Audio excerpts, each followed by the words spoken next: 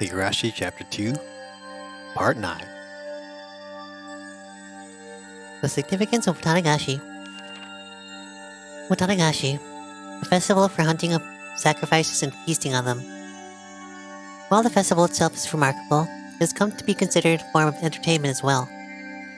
Perhaps it was because of the disparity between being both an egregious act and a form of entertainment that the perpetrators began to believe themselves transcendent. However, I found some very interesting literature that appears to raise questions about that explanation. As with most oral traditions, it's not easily swallowed, but does mention a few things that spark my interest. According to this literature, even the residents of Onigafuchi village felt fear toward this ritual. Women and children would grow pale and tremble, and those of weak constitution would vomit, but it's said that the feast, the dissection, is an obligatory viewing. This is an extremely curious tale. Until now, I had thought that the residents of Onigafuchi village were fascinated by the Watanagashi ritual. They looked down on those with vulgar barbaric humans, cut them open like fish, and by eating them, they reaffirmed their holiness. At least, that's what I thought. However, if what the villagers gave for this ritual was not fascination, but fear, then that would suggest the ritual meant something entirely different. There's the possibility that the executions were meant as warnings, encouraging the villagers to strictly follow religious precepts created by those with power for their own convenience. Onigafuchi village has been effectively ruled over by three old families called the Three Families. Without investigating, the three families I probably won't get any closer to the truth of Onigafuchi village.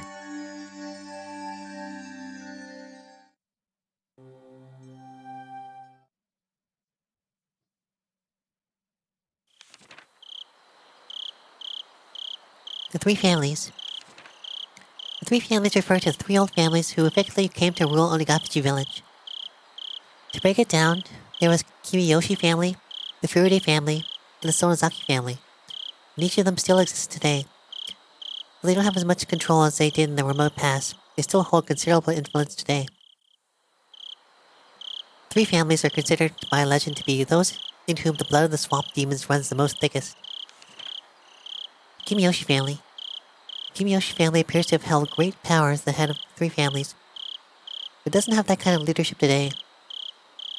The current mayor of the village, Yoshichiro Kimiyoshi, is from this family. The fact that members of the Kimiyoshi family are elected as mayor every generation is thought to be a remnant of the old system. Of course, as no rival candidates appear, it doesn't change the fact that Kimiyoshi family holds the mayoral office even through popular elections in the post-war era. The Furude family. Center of this village's faith since ancient times, the Furude clan has guarded the sole shrine dedicated to Orishiro-sama. They are worshipped as the only people to represent the voice of Orishiro-sama for a long time. But the family branched off after the war and lost most of its power. It now consists of only the main house. The main house, as well, presently consists of only one daughter, Rika Furude, so the lineage may end in this generation. There is apparently an old tradition of honoring the females of the Furude family, so the only daughter, Rika, is the subject of much respect among the elderly of the village. Sonozaki family. It's said that this family had a certain police-like role in protecting the religious precepts of Onigafuchi village. Of the three families, their relatively weak position can be seen from me putting them here last. Of course, today, the Sonozaki family is flourishing, and the state of affairs among the three families has completely reversed. Even now, one could say that they're in control of Hanamizawa. Three families conferring with each other is similar to the old way. The current head of the Sonozaki family, Oryo, essentially decides all the goings-on in the village by herself.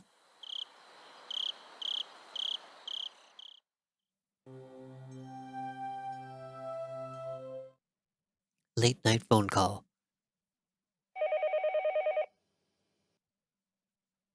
Excuse me for the late call. I'm Kimiyoshi. Is this the head of the household? Yes, no, not at all. Thank you very much for that. Yes.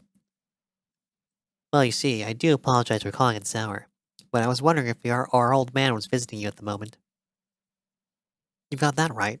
Yes. Once again, I'm very sorry for calling so late. Goodbye. So, no good? I'm not sure what to do. He may be passionate about it, but he always gives us a call at least. You called everyone he plays Go with, didn't you? Ring. Hello? This is Kimiyoshi. This is Sonodaki. How did it go? Have you found the mayor? Oh, Mio-chan. I called everyone I could think of, but I came up with nothing. We can't find him. This is becoming more Mickey Mouse-like. What do I do? What could he be ironing about? I put in a word with a bunch of people who might have an idea, but nobody did. I asked Nana about it, and she said we should get the men of the village together to search for him. At this hour? I mean, it's not like he's definitely gone missing. But Tanagashi just happened. She thinks we should be a little more cautious. If we still can't find him, they will notify the police tomorrow morning. Whether or not we find him, though, we should refrain from making any false accusations. Haru-san said that? Yes. If you can't trust her without hearing from her voice, then I can put her on for you. No, that's fine. I understand. We'll get the men together and search. If we still can't find him, then we'll notify the police in the morning. She'll leave it to you to organize the men. I'll be there as well as Nana's representative. Thank you. I'll get everyone together immediately. Thanks. I'll talk to you later.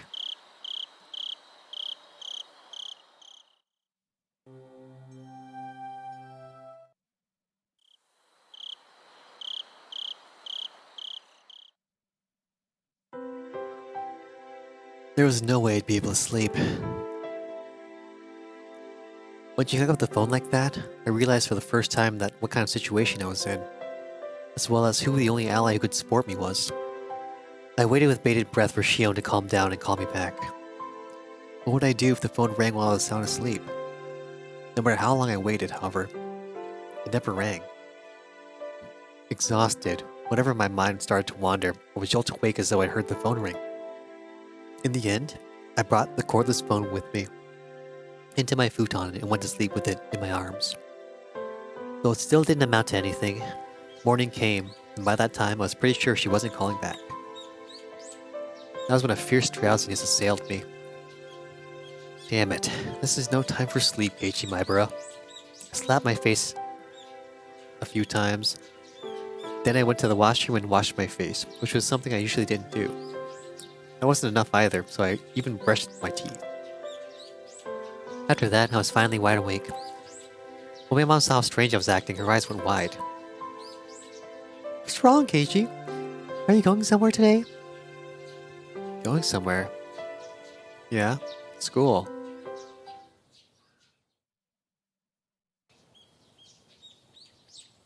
Keiichi-kun, you don't look so good today. Do you have a cold? I'm not sick, I just don't get much sleep. If I space out and start talking nonsense, just humor me. Haha. I wonder what kind of nonsense you'll say. I wonder. I'm looking forward to it. Oh. I felt utterly shattered. I still hadn't picked myself back up this morning, and for precisely that reason, Rena's honest smile was a sight for sore eyes. Yo. What's up, Kei-chan? Nana. Good morning. What? Mii-chan, you didn't get much sleep either. Yeah, either. Mune got home early yesterday with a hangover, but she didn't look too good this morning either. Her usual cheerfulness was completely buried in shadow. Yeah, I went to bed like at 3. I'm a little tired. 3? Hey, now you can't stay up like that. You probably read the first volume of a manga, though. Thought it was interesting and then read the entire series, didn't ya? I understand, I've done that before. I joked, trying to shake off my sleepiness. Just trying to be considerate. However, neither Mio nor Rena smiled.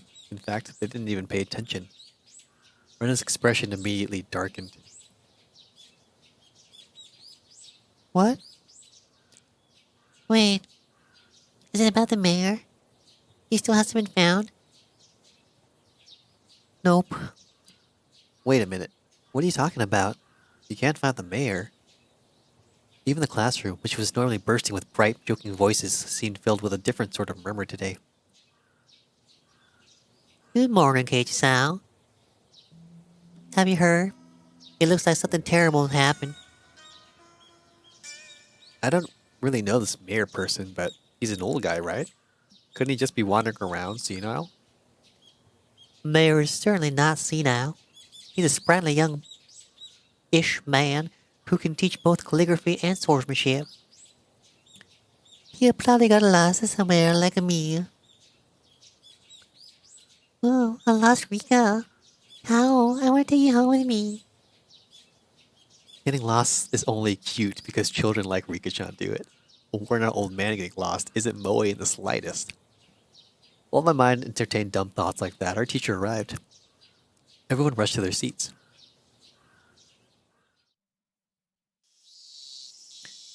Good morning, everyone. Good morning. The class greeting was normal, but the atmosphere in the room was heavy. Some of you may have heard, but last night, despite the late hour, the mayor never came home. Is there anyone here who saw the mayor yesterday?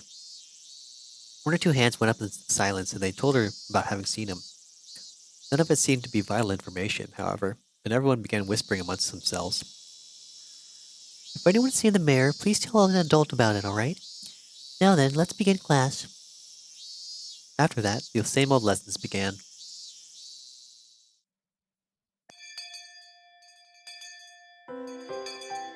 The rumors, once quiet, had blossomed in flowers again at lunchtime. I could hear a few different conversations. They were mostly related to the mayor's disappearance. Summing them all up, I came out with this. Yesterday evening, the mayor went to a meeting at the Shrine's Assembly Hall. The meeting ended after the sun had fully set and everyone left. The elder's house was a bit far from the center of Hinamizawa. It was already late, and Hinamizawa doesn't have a lot of lights outside. Nobody saw the mayor after the meeting. However, because he would have been hungry, he wouldn't have taken any side trips. He would have gone straight home. However, no matter how long his family waited, he never returned. Some thought that there might have been an accident. They left no stone unturned. They searched from irrigation channels to water wells, and even in the rice paddies they couldn't find him. Of course, there was a limit to how far they could search in the middle of the night. The police were going to wait for daylight, then have the young men in the town help search. If after all, still didn't find him, they were apparently going to go looking into the mountains. Even now, at this moment, the adults are probably all searching for him. The more they searched in vain, and the more time passed, the only thing came to mind was the curse. Rumors of Onikakushi, of the demoning away. Had he become this year's sacrifice to Oishiro-sama's curse, which had recently been occurring every year? That scary possibility, which everyone thought about but nobody could say aloud, was slowly but surely spreading throughout the village. Was he demoned away and offered as a sacrifice to quell Oishiro-sama's anger? My classmates were whispering to each other that the curse didn't happen this year. There shouldn't have been any sacrifices. I, on the other hand, knew. The curse did happen this year, and there were 2 people that died. This may sound strange, but I hadn't exactly thought the elder would be the one to go missing. My reason was clear. Shion and I would have been a higher priority than him. The 4 of us were thieves that broke into the taboo and set a foot into the ritual storehouse. Tomotaki-san and Takano-san had suffered mysterious deaths. It should have been mine and Shion's turn next. This time should have been Shion and me, huh? I laughed painfully to myself. I'd yelled at Shion over the phone that I didn't want to end up in such a terrifying situation, but now that someone other than me had disappeared, I could only think that I should have been the first to go. Onigafuchi, bottomless swamp, said to have been the place where they drowned sacrifices long ago. Just as that ran through my thoughts, the villagers must have been also considered the swamp. Maybe police diapers were plumbing its depths even now. They probably wouldn't find anyone. Not a single missing person had ever been found. They'd always suspected Onigafuchi, but not once had they ever turned up a corpse from it. After all, it was a devilish, bottomless swamp from which no one who sinks can ever return. I could hear someone telling their friend that in the classroom.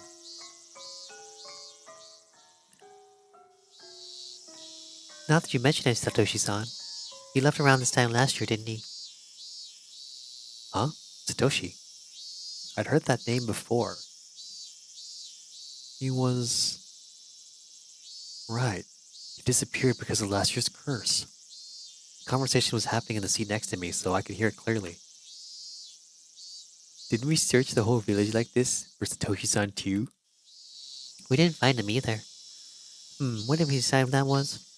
A demoning away, right? Yeah. I heard he withdrew all his savings and ran away from home. Someone from the police said there was someone who saw him get on the bullet train at Nagoya Station. Ran away, huh? I wasn't that interested in the reason, which seemed understandable in this case. Everyone else that disappeared had their own reason too. Either way, they're still on the run because they were original criminals, or they were a corpse that couldn't be found. It's not like any of them suddenly disappeared into the thin air for no reason. But they disappeared. Someone disappeared whenever the curse took life, as if by design. They may have had various understandable reasons, but they still disappeared. From that point of view, there really might have been a deepening away this time. Mary's disappearance was the first such incident without a clear reason behind it. Of course, coming to that realization didn't help to resolve anything. It looks like I messed up this evening today. Sorry. Normally, Rena would have devoured her lunch immediately, but today there was still a ton left. That wasn't because Rena's lunch didn't taste good or anything, though. That isn't the case. Your lunch day is as delicious as always. Totoko dips her chopsticks into Rena's bento box and pulls bits of food out one after the other. Yes, delicious indeed. They in particular, in fact. Chomp chomp. Uh-huh. You know those are pumpkin cupcakes, right? Are you okay? Yes. If it's your pumpkin, then it's delicious. Does Totoko dislike pumpkin? Regardless, she forced herself to smile and shoved more into her mouth. Everyone knew. Nobody's lunch tasted very good that day. Totoko kept shoveling it down, repeating her remark on how good it was. If it's that good, then I guess I've got to have some too. Toko's gonna eat it all if we let her. It's just so good. So I'd certainly like it if Keiichi-san were to eat some as well. Well, sometimes I'd have to show my adult generosity, right?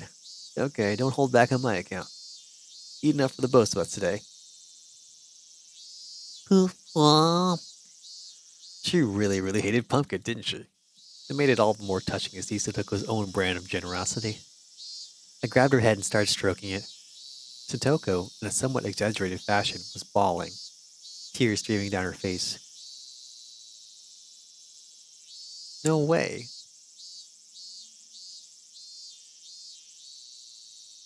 You'll never grow up if you ever give away such good food. Why don't you eat too? I only have leftover vegetable stew, but it tastes great after having sat overnight. Yeah, the daikon radish is such a pretty color going through it. It looks delicious. I guess I'll have some then. Rena reached out with her chopsticks, and at last the usual lunchtime atmosphere began to return. That was only at our desks, however. The dark tales of Ueshiro-sama's curse, which had recurred for 5 years in a row, didn't cease. The whole classroom remained stuck in this somber mood. Ueshiro-sama's curse had happened for 5 years straight. Everyone had wanted the previous year to be the last. What was Ueshiro-sama's curse, anyway? They were going to build a dam in Namizawa. The people building it were bad, so they were cursed. I would admit that much. Still, the dam project was frozen years ago, wasn't it? So why was the curse stubbornly persisting? I hit myself on the cheeks to perk myself back up. Everyone was trying so hard to brighten the mood, I couldn't go straight back to thinking about the curse like that. I forced the grim story out of my head. Driving Orishiro-sama's curse out of my thoughts was actually a good idea. In the end, that meant I would also be driving away the most terrifying thought of all. That I could be the curse's next target.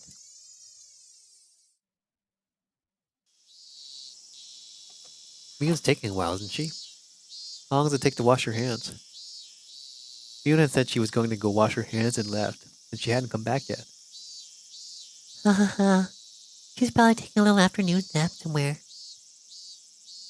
I think she was up pretty late last night looking after the mayor. After all, I smiled wryly and let out a sigh. Today was no good. However much we tried to lighten the mood, things always came back to the mayor. It was just a no-good day. I had just transferred here recently, so the shock of a curse happening 5 years running was an unimaginably big one. Maybe I do need to appreciate that. when Micha was really little, the mayor would always spoil her. When she was going through her prankster phase, he loved her like his own daughter. She's told me that often. I see. Mia was in shock too. Someone disappearing at all because of a curse was a very scary thing. If the sacrifice was someone you knew, though, the shock must have been 100 times worse. Satoko, as if she'd come to the same conclusion, bit her lower lip and looked downward. Oh, Rika-chan's taking a while too. Maybe they're taking a nice afternoon nap together. Rika wasn't out that late. As soon as she yawned, everyone gathered around her and started saying goodnight, goodnight. Now that she mentioned it, there were a lot of old people rubbing their prayer beads in fervent gratitude towards Rika-chan during the festival too. An image of the indulgent elderly came to mind. Had Rika-chan discovered a way to get herself to be pampered like that? Is there a reason that old people treat Rika-chan like an idol? Is she their ideal image of a granddaughter or something? I don't know anything about that. But I want to see Rika-chan yawning. It's probably all like, wow. Oh, I want to take her home. I don't personally think that's cute. It's more of a gua. And she opens her mouth really wide and you can see in the back of her throat. Her throat? The thing in her throat, oh wow. Ren is handy at times like these. I finally managed a heartfelt laugh. Oh, right. I'm on day duty today, aren't I? I need to go water the flower garden. The gardens are outside the teacher's lounge, too, so they can immediately tell if you don't do it right.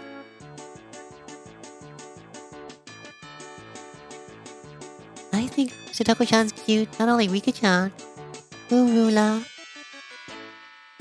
Guh. Can't breathe.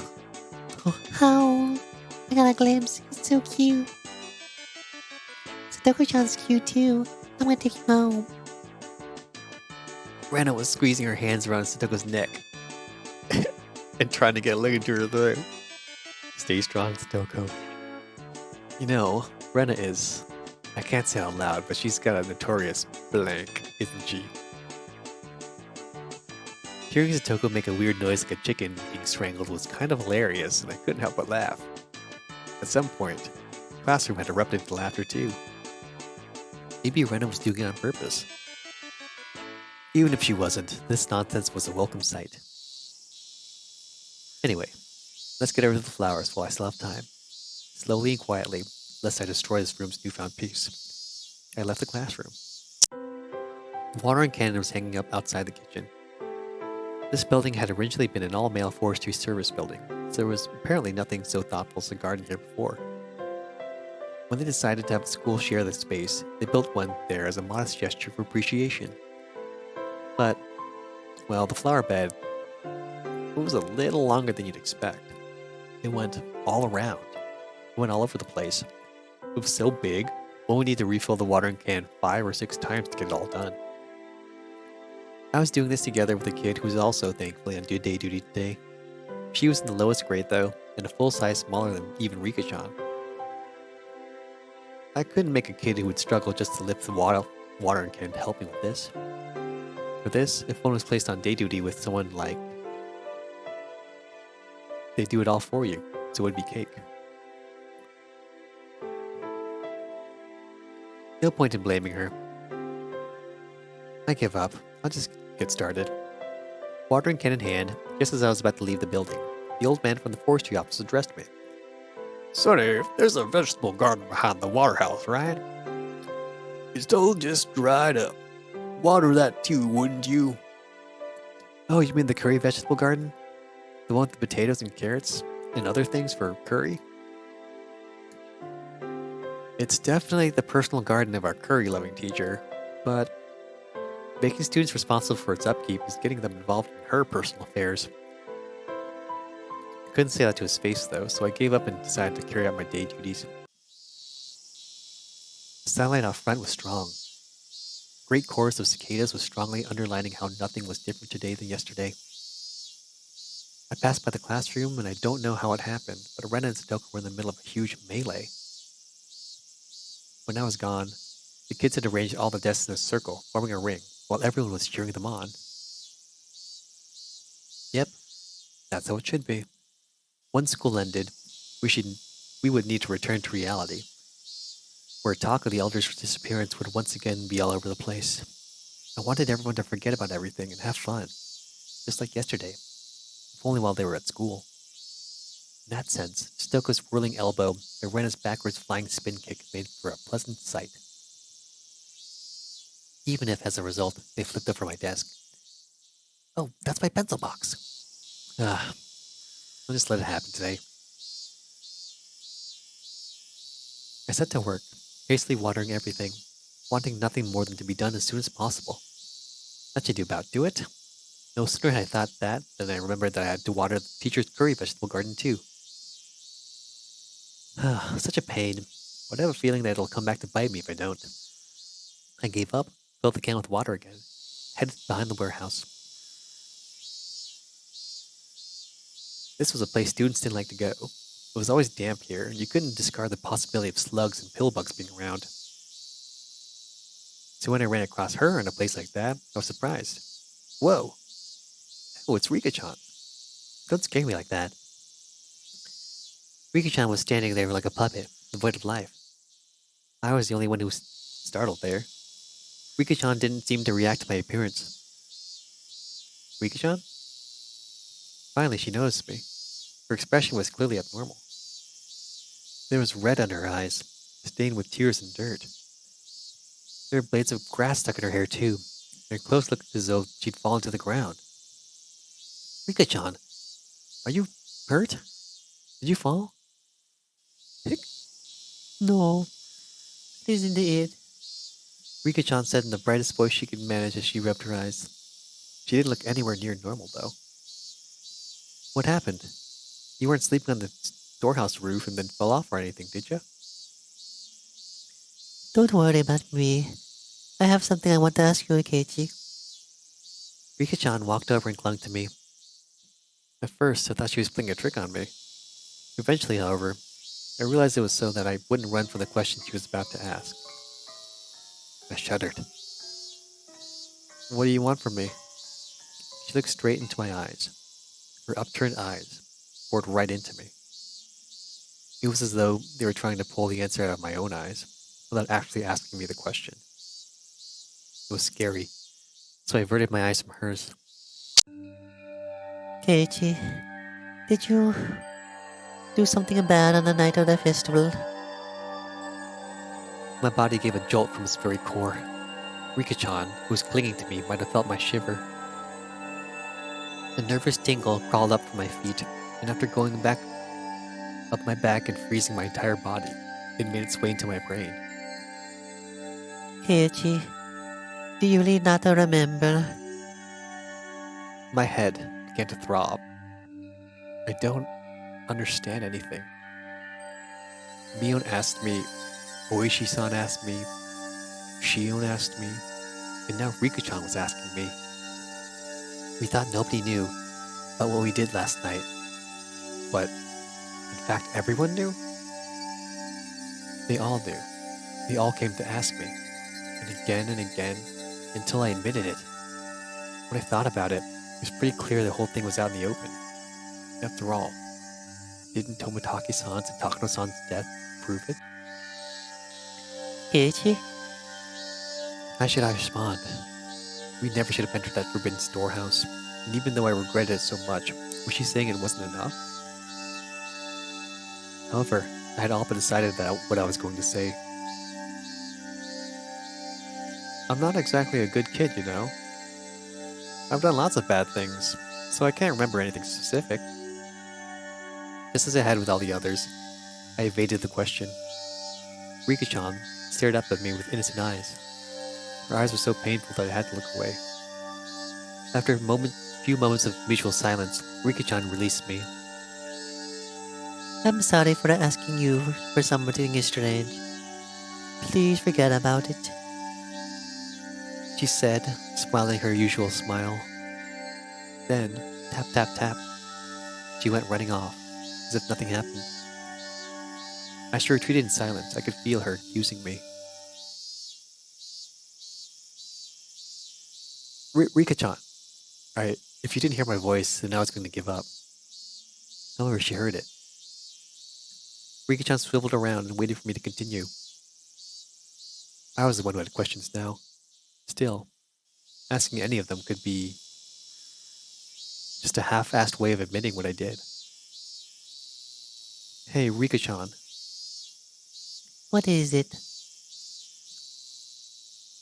if everyone knows anyway, then I should be able to at least ask this, right? Why is everyone asking me about the night of the festival? That evening, had I done something that wrong? I felt plenty sorry about it, and I only looked anyway. I didn't break anything, steal anything. Really. Still, Tomotaki-san and Takano-san, they died so miserably. Since those two had come to such an end, there's obviously no way it would forgive me, and only me. Rika-chan cutely tilted her head in confusion and waited for me to say something. If I were to admit what happened that night, though, she might suddenly do a 180, as if flipping a switch. That would make sense. Rika-chan was the Shrine Maiden. She was the least likely to forgive me for breaking the taboo, wasn't she? Upon reflection, wouldn't telling her be more terrifying than telling Mion or Oishi-san? Rika-chan could just give up and leave, couldn't she? She didn't. She only was quietly waiting for me to say it myself. Say it, Keiichi, my bro. If you really are sorry, then you should say so. Of course. It's normal to hesitate, given the crazy way Tomotaki-san and Takano-san died. A pulping machine called chaos was grinding up my brain. The juice wrung out of it turned into big droplets of sweat, which began to fall. Keiichi, Riki-chan suddenly straightened up, trying to pat me on the head. I don't really understand what you're worried about, Keiichi. I had nothing to say to that. I lowered my head a little so Riki-chan's palm could reach it. She petted me, kind of like one who would a cat. Do you know about this big storehouse a little way behind the shrine grounds? It stores the implements we use for rituals. My breath literally stopped. Riki-chan, though, wasn't acting in a coercive way at all. Apparently, on the night of the festival, a cat snuck into the storehouse. Cat? Yes, a cat. Meow, meow. Rika-chan knew. She realized I was in fear. I could tell she was desperately trying to choose the right words so she wouldn't scare me. The cat always wanted to explore inside the storehouse, but I was mean to it, never let it go inside. So on the night of the festival, the cat couldn't hold itself back any longer and went inside. The cat clearly was Takano-san. Or was it me? Inside, there were actually lots of things that scared the cat. Rika-chan made a cute gesture like a ghost coming out to frighten me. The cat was both terrified and amazed. It ran away as fast as it could. Clatter, clatter, shatter. Shiver, meow. Meow, meow. It was terrible. This cat. Who are you saying it was? The cat is the cat. Meow meow. Yuki-chan still avoided saying it. The cat, though, was without a doubt me. Rika-chan, please, tell me the cat, what should it do now? Maybe it was a desperate question to ask. I had sort of admitted to being the cat. The cat is just the cat. He can just keep meowing and everything will be fine. Everything will be fine. That's stupid. Shouldn't it just keep meowing? Jeez, Rika-chan and I put together an entire conversation using cat as a code word. I didn't say it directly, but I had already admitted it. I didn't want to end up like those two. I didn't want to be a sacrifice, like Shion said. That's what I thought, so I stubbornly remained silent. But now, that's enough. You can't just keep meowing. The dog saw the cat, making mischief and sneaking inside. The dog. That's right, it was the dog. It keeps coming to the cat and trying to get to say that's stuck inside. After I said that, Rika-chan's expression clouded over. She was trying to hide it, but I'd already noticed her eyes darkening. Rika-chan. The silence was frightening, so I spurred her on. At that point, Rika-chan grinned. It's alright. I'll protect the cat. Huh? I thought for a moment that I had misheard those words, so dependable they were. The cat is really scared, but it really isn't all that bad. I think all the dogs are just a misunderstanding. It's not all that bad. The cat is worrying too much. He'll do something about it for sure. Rika-chan will do something about it? I don't even know left from right at the moment, so Rika-chan didn't look at all that dependable. It might be hard, but I'll do my best. Go for it. Yay. She clenched her fist and stuck it in the air. Rika-chan said the cat can just keep meowing. She said to leave it all to her. Is that really all it took? To resolve this whole thing? Will you really be alright, Rika-chan? If I don't do my best, then something bad could happen to the dogs too.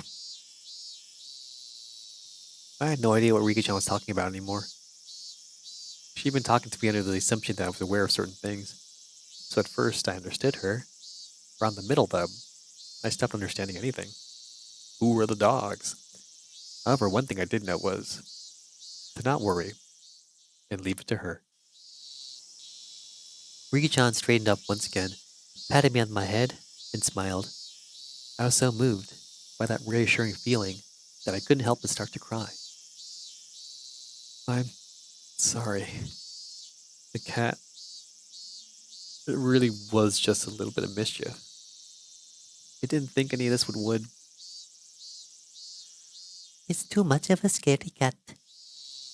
That's why I should never have seen the storehouse. She was right. It was far too shocking for someone to see based on a little bit of interest alone. That's why they made it so difficult to look at in the first place, wasn't it? Rika-chan, what will happen to the cat? Two of the cats that snuck in that night, I'd heard Tomotage-san and Takano-san's deaths were being kept a secret. Rika-chan might not have known about it.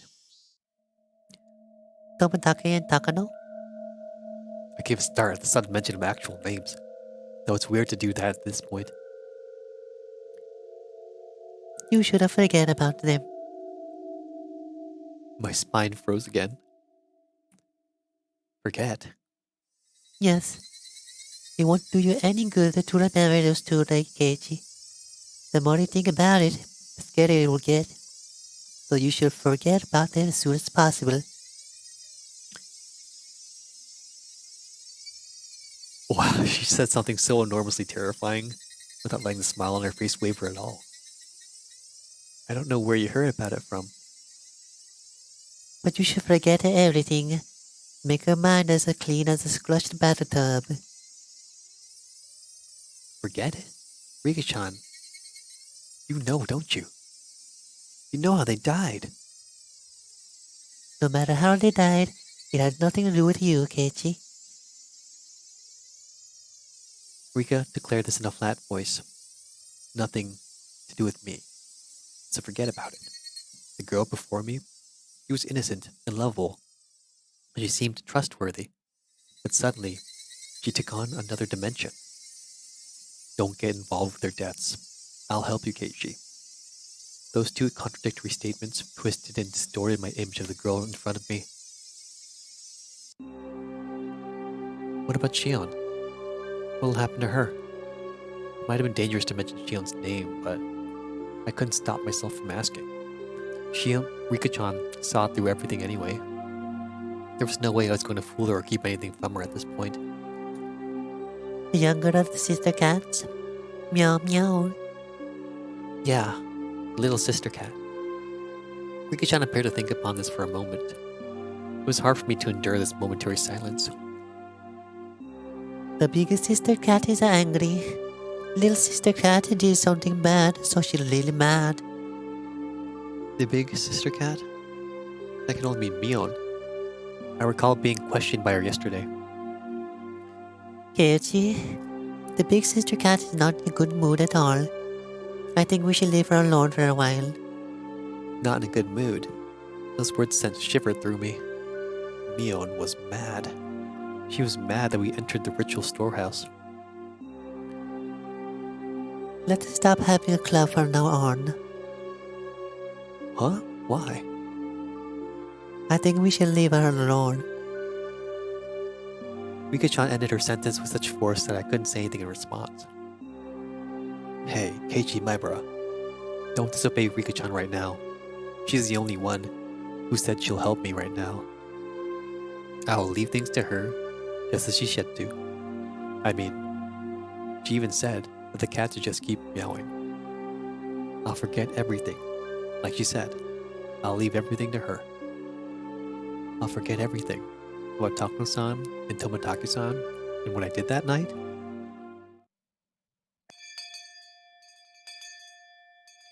Just then, we heard a bell far away, marking the end of our lunch break. Guess we should head back to class. Keiichi, As if she had noticed how miserable I was, about to leave everything to her and flee the scene, Rika-chan called out to stop me. if the misunderstanding dog comes to try and bite the cat, please tell me, okay? The misunderstanding dog. She put it in such a cute sounding way, but the true meaning behind those words was an eerie one. Who is the misunderstanding dog? The dog that beat the mare. I don't know why it did that.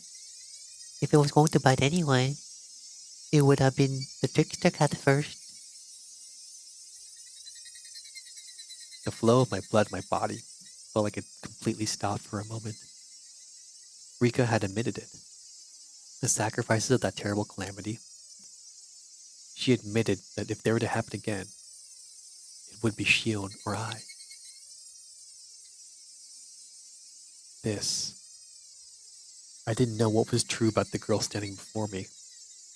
My suspicion gave way to fear and nearly began to change into anger. Was she a saver who would protect me? Or a stranger trying to capture and kill me for the sake of a horrible tradition? I had no idea what was true. I'm sorry.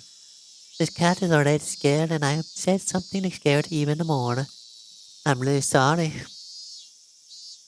Rika-chan bowed so quickly it looked like her head had been pulled downward. Still, she was right, I was cowering. I could distinctly feel my body shaking violently. So when Rika-chan reached her hand out to pat me on the head, I pulled away without thinking. Uh, so... Rika-chan made a very sad face, but I just couldn't bring myself to put out my head for her again.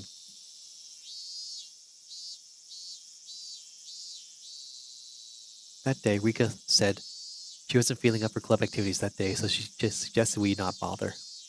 There's always vetoes when someone doesn't feel up to it. Ren and the others seemed really disappointed. The big sister cat was not in a good mood. I remembered Rika-chan's words. Quietly stole a glance at Mion's expression. If I could forget the way she questioned me yesterday, though, her behavior was the same as it always was.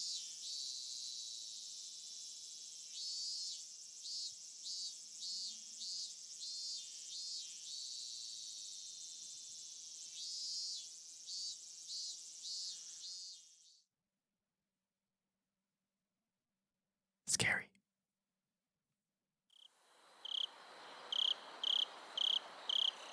After dinner, without energy to watch TV, I climbed into the futon in my bedroom and let my head be overtaken by gloomy thoughts. I told Rika-chan anything and everything. She had seemed trustworthy at the time, but had that really been the right choice? The more I looked back on it, the less I understood that what Rika-chan was saying. Not only did she know about Takano-san and Tomitaki-san's deaths, but she spoke of them as if she were a concerned party.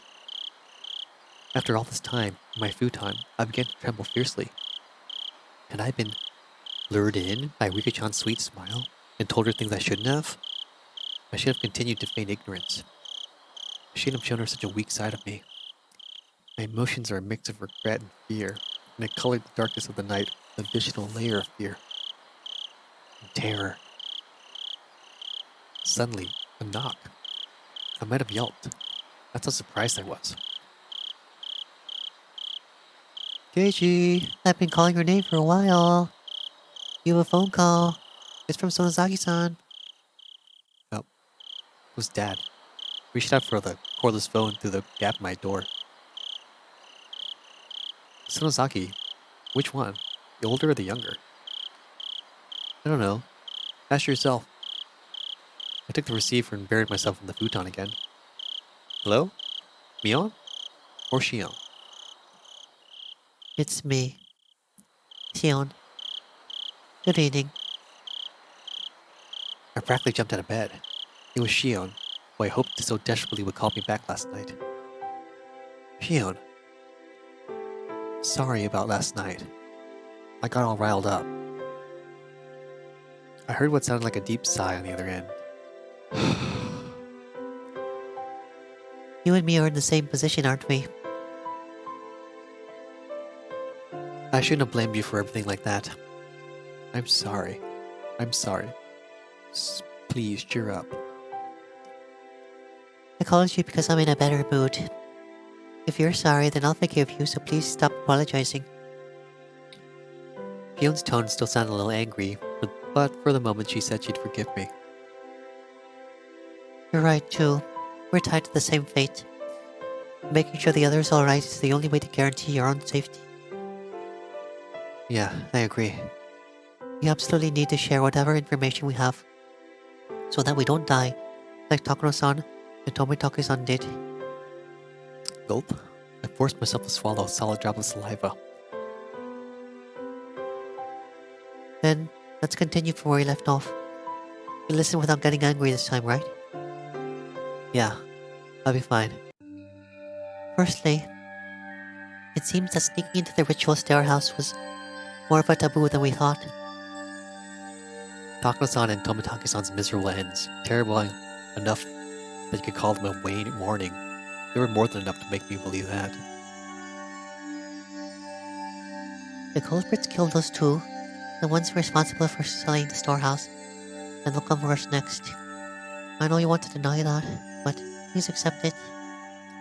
It'll be too late to believe me after you've disappeared, okay? I got it. You can never be too careful after all. I don't want to accept it either. To think that sneaking a peek into that museum of torture devices deserves a death. I don't believe it. That's what a taboo is. For those who honor it, if one breaks the taboo, no matter how small or innocent their intentions were, they wouldn't be forgiven. Let's report anything we notice that seems strange. If we connect all the tiny pieces that we have, then just maybe we'll find out who killed them, or maybe even the truth behind the incidents of the previous years. We could find the key that'll resolve everything. You're right. You're right about that. All I was doing was waiting in fear, but Shion had already thought that far ahead. Given how trustworthy she felt, I became embarrassed about how passive I was being. It all starts since I suggested it. I feel like somebody's been watching me lately. What? It may be my imagination, but I'll tell you anyway. I think it's just me, but if you feel like you're being watched too, Keijan, then maybe it's not just my imagination. Well, don't worry, at the very least, everything's fine for me. I think. As I spoke with Shion, I thought back on today. I had no grounds to say that everything was fine. I see. Then I suppose it was my imagination. But you be careful, Keijan. Be especially careful when you're by yourself in public. I'm in Okonomiya, so I won't be alone very often, but you live in Hinamizawa. There'll be a lot of times you'll be alone. Please be extra careful. You're right. Yeah, I'll be careful. Also, about my sister. Has she been acting strange lately? Your sister. Oh, Mion, right. What do you mean by acting strangely? Well, yesterday she came to me and asked me where I was on the night of Watanagashi. What? She asked me too. The day before yesterday, I think. Mion asked me. I see. I told her I wasn't there. What did you say? I did the same thing. I just dodged the question. Both of us gave a quiet sigh of relief. Ever since the night of the festival, my sister has been acting quite strangely. We can't be too careful, so be aware of that, okay? Mion was acting strangely. Besides from her asking me about the night of Tanagashi, she hadn't seemed too out of the ordinary. At least from my point of view. Her twin sister, though, was saying she was acting weird. Maybe it was a slight change that a stranger like me would be able to notice. Got it. I'll start being careful. I'll always have Rena with me on my way back from school, so I shouldn't end up alone with Mion very often. Please be careful. If there's anything that's bothering you, you can tell me. Alright.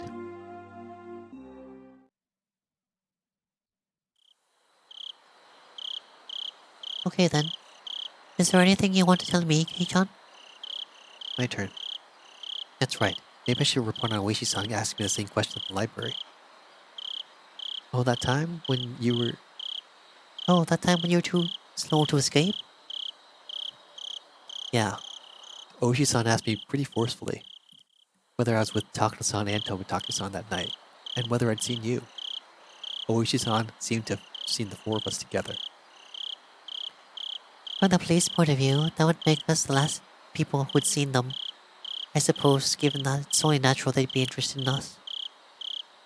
I evaded the questions then too, but that might have just made them more interested.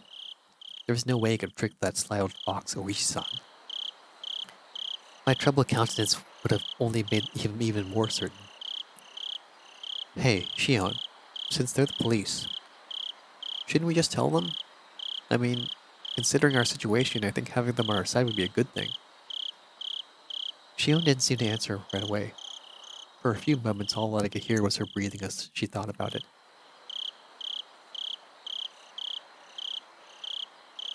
Now that I think about it, Oishi-san said there was something possibly shady about Mion. At least, I think that's what he said. Yeah, I certainly did. As I explained yesterday, the Sonozaki family holds a lot of influence over Hinamizawa. Oishi is under the impression that the whole village, with the Sonozaki family at the center of it all, is responsible for the current freak deaths. The whole village is behind them? The whole village?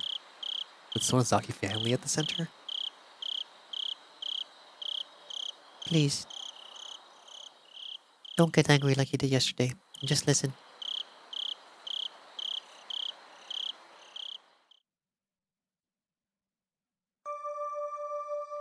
During the Hanamizawa Dam Wars, the priest who everyone was anticipating to lead the anti-dam movement acted as though he were unrelated.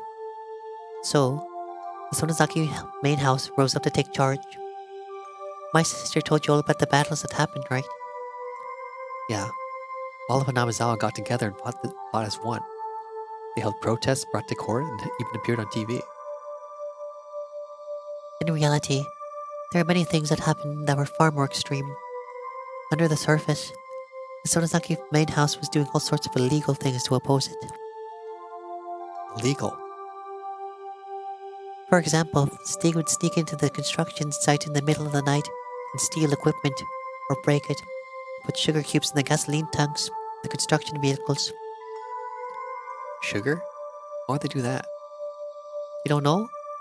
It's practically the representative guerrilla tactic, which used in the underground organizations in France, in World War II for one. When you put sugar in, the engine gets burned out and breaks down. That's pretty bad, isn't it? It was the destruction of property, and nothing less. When they beefed up the guard at the construction facility, the family turned to attacking important construction personnel who worked there. The government officials who had been given permission for the construction, for example, received all kinds of threats. Not just people from the prefectural office either. Apparently, this reached as far as the Ministry of Construction. As far as I've heard, they've even kidnapped a child once. Kidnapped? Yes, the child of an important person in the Ministry of Construction who was in charge of the Namizawa Dam got spirited away. Then, one day, all of a sudden he was rescued in the Takatsuno Mountains, which were upstream from Inamizawa. Apparently there were never any criminal accusations, but people whispered that it had been a threat to stop the dam construction from happening. Besides that, there are stories about so many different threats that I couldn't possibly list them all. Wow. That's sort of bad, isn't it?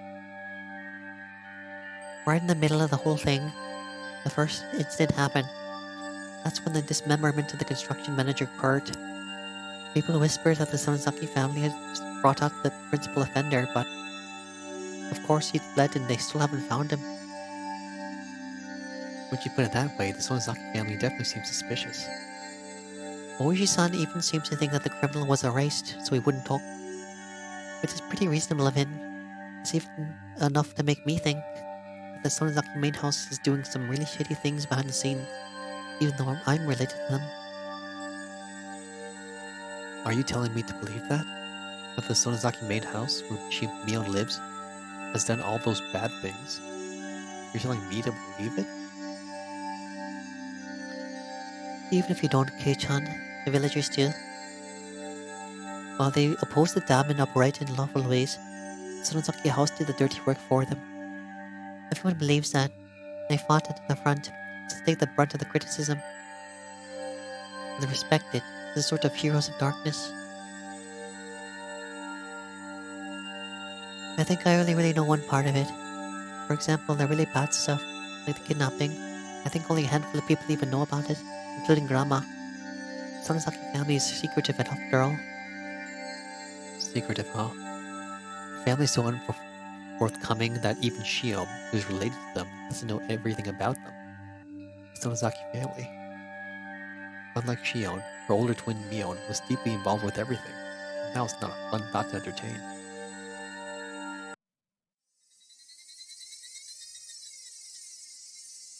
My sister, though young, was the one who acted as the center of the legal resistance movement. Mion was? What do you mean? Well, our dad is a big shot Yakuza. Even when she was little, my sister managed to subjugate a bunch of young street rats. Then she played all sorts of tricks on them and just generally got in their way. Mion did that? Now she's pretty laid back, so it might be hard to imagine. They put her in charge of everything from property damage to threats and even acts of violence. Mob boss. Mion. Though since she was a kid, they could get her released pretty easily. She learned that her age could be used as a weapon. It may have been indiscreet, but I couldn't help but help. Oh, it may have been indiscreet, but I couldn't help but chuckle dryly. She may have been young, but she was certainly still Mion. Even back then, she had already been known for her craftiness. It's nothing to laugh about. Please take this seriously. Sorry, I didn't mean to. Shion had gotten pretty angry at me. Well, her delinquency soon got her into a position of authority in the Sonozaki main house. It's not unthinkable that Oishi-san suspects them for the dismemberment incident, and later ones too. For a few moments, I was dumbstruck at the tales of Mion's past. None of them matched the image I had of her. A younger Mion, dirtying her hands with all sorts of crimes, giving the damn construction project hell. As successor to the Sonozaki main family, he was always right at the center of the vortex of strange incidents occurring every year. Was that really the Mion I knew? Maybe the one I know isn't the real Mion? I couldn't figure it out. I couldn't bring myself to accept these messages of Mion I was hearing from another person. Well, back to the main subject. I just wanted you to know that my sister is someone worth being cautious around. Please be careful. I didn't want to understand. Mion was a fantastic friend. She would never do something to back me a corner like that. She did ask me pretty harshly about the night of the festival, but even that, it wasn't like she said it in a mean way or anything. Alright, I'll make sure to be careful. Your sister's related by blood, but within the Sonozaki family, we're basically of a different class. I want you to recognize how distant they are from me. Please. The more Shion tells me about Mion, the less I understand who Mion is. The Mion I know wasn't a dangerous person. She joked around, smiled a lot, and was full of passion. Now that I realized I'd held such a view towards her, Shion was telling me to change it. To be careful around the best friend ever. I doubt her. The idea was very sad and painful. Now, about Oishi. If you think it's a good idea, then I think we should give him the information he needs. I think getting the police on our side will work in our favor. You thought so too, Shion? It's just, at the moment, like I explained, the police have their eyes on the Sonozaki family already. Oishi in particular completely believes that they're the masterminds behind the serial incidents. That includes me, of course. So I don't really want to do much with Oishi. I see. If Oishi-san had found out about the Sonozaki family's strife-filled history, then he probably wouldn't be happy with Shion either. At last, I understood Mion's instinctive dislike for Oishi-san. It's probably out in the open at this point, but try not to give my name to him. If you agree to that, then I don't think there's a problem with you telling him anything. I got it. I won't mention your name. The police's investigative ability should be quite a reliable weapon for us right now. If Oishi tells you anything interesting, let me know as well. Yeah, of course. We'll share information and investigate together. Who killed Takano-san and Tomitaki-san? Who was after us? Until we know, we need to defend ourselves. Anything else? Besides what Oishi-san told you, I mean. If anything had happened, no matter how minor, please tell me. Aside from my discussions with Oishi-san... Oh, should I tell her? I revealed everything to Rika-chan? Rika-chan was acting like she knew something I didn't. She told me to leave it to her. But what? Oh, that's right. When I was talking to her, I mentioned Shion's name too. Was that a mistake? I felt like Shion would get angry. Nothing else? Hey, John? I had remained quiet for a little while, so Shion encouraged me to speak, unable to bear the silence. Uh, as I struggled with what to say, Shion addressed me instead. It doesn't sound like it, so can I ask you something? I just heard this myself. Is it true that old man Kimiyoshi went missing? Old man Kiyoshi. My gut told me that was the name of the mayor. You mean the mayor? Wait, Shion, you haven't heard? I don't know anything. I just overheard my dad talking about it on the phone again. I realized I shouldn't have said that. Here in Hanamizawa, the things that happened here around this time when Oyoshiro-sama's curse would recur, would all be covered up. Yeah, actually last night after a meeting, he didn't come home. So all of Hanamizawa was confused. They searched all through the village, but if they found him, I haven't heard. The police should be searching for him as well. Why didn't you tell me something that important right away? She shouted angrily, bringing all her emotion to bear.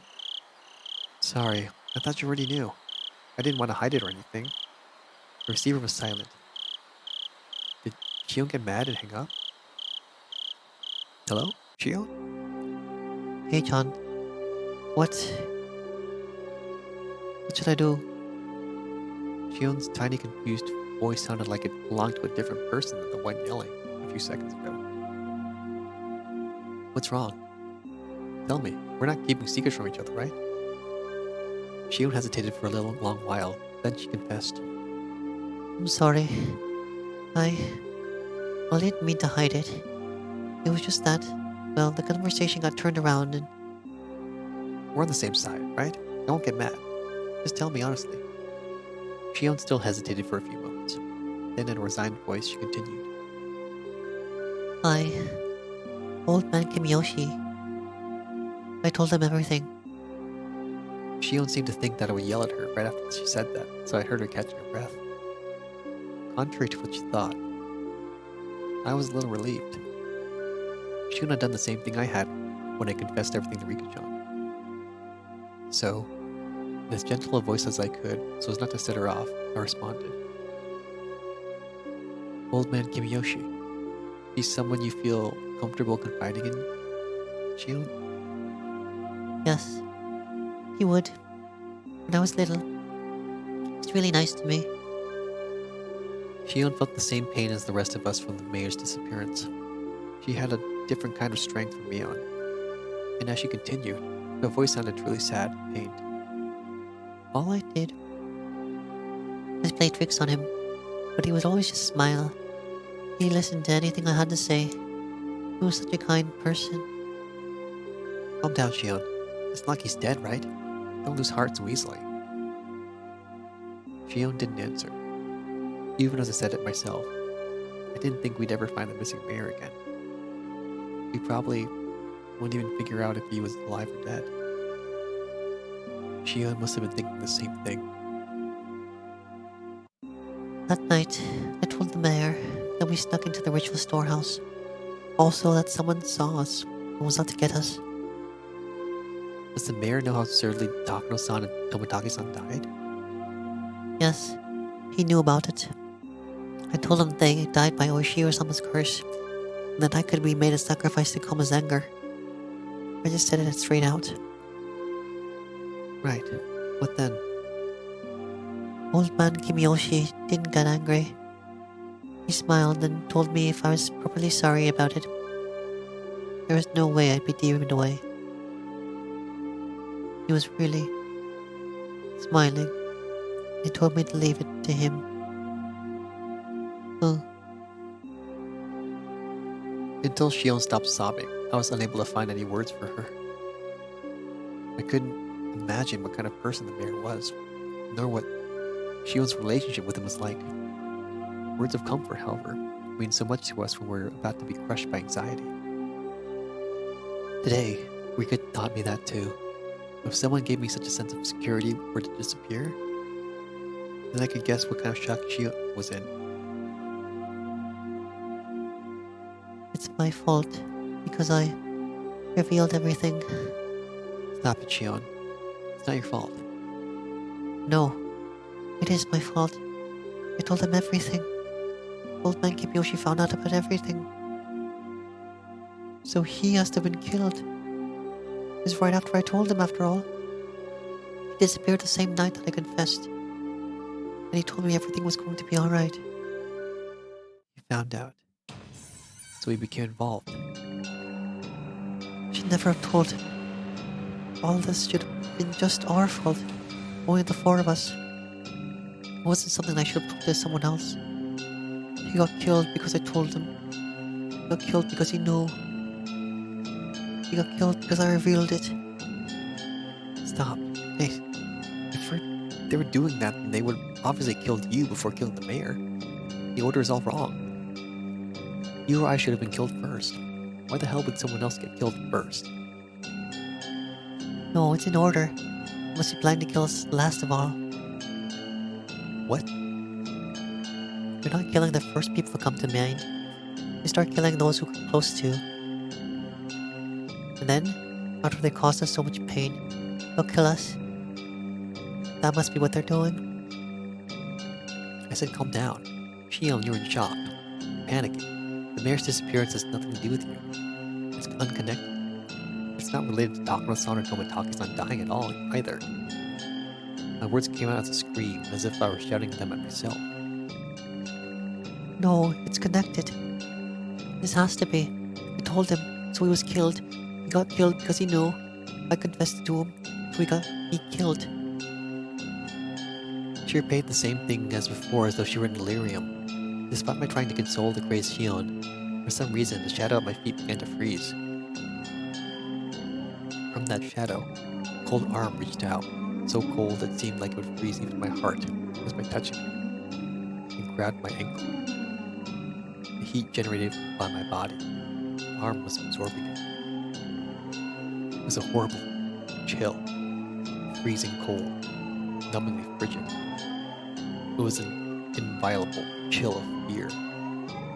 Though I sympathized with Xion, I'd been naive thinking it was something that only she had to worry about. In my head, Shion's eerie words repeated again and again. He was killed because I told him. He was killed because he found out. I confessed everything. So he was killed. Those words echoed through my head, a monotone mantra. And suddenly, those even repetitions took on meaning. The quiet shaking that had already overtaken me turned into a violent shiver that shut up my spine. Rika-chan. It's Rika-chan. What? What'd you say just now? Well, the truth is, I told her about it. I told Rika-chan today. Rika-chan? You mean Rika-chama? One from the Fruity Shrine? Yes, Rika-chan. I felt so scared and uneasy that I did it. I told Rika-chan. What you did? What did she say? The cat is worrying too much. I'll do something about it for sure. That's what Rika-chan said. Then she smiled. She smiled just like the missing mayor had when he encouraged Shion.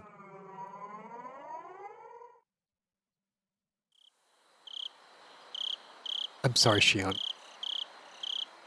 Uh, I'm a, I'm a bit, I'm worried about Rika-chan.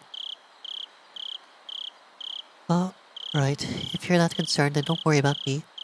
Please go find out what did she say. Yeah, I'll do that. I'll call you again tomorrow at the same time. When I do, you know I'm still alright. I got it. I'll be waiting. Bye. Sorry. I'm hanging up. I put down the receiver without waiting for Shion to say goodbye. The danger to Shion and myself was secondary at that point. My sixth sense was blaring alarms in my head. I don't like this feeling. It's really bad. It's definitely bad.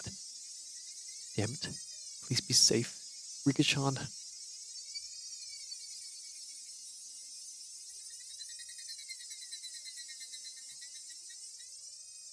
Oh my god.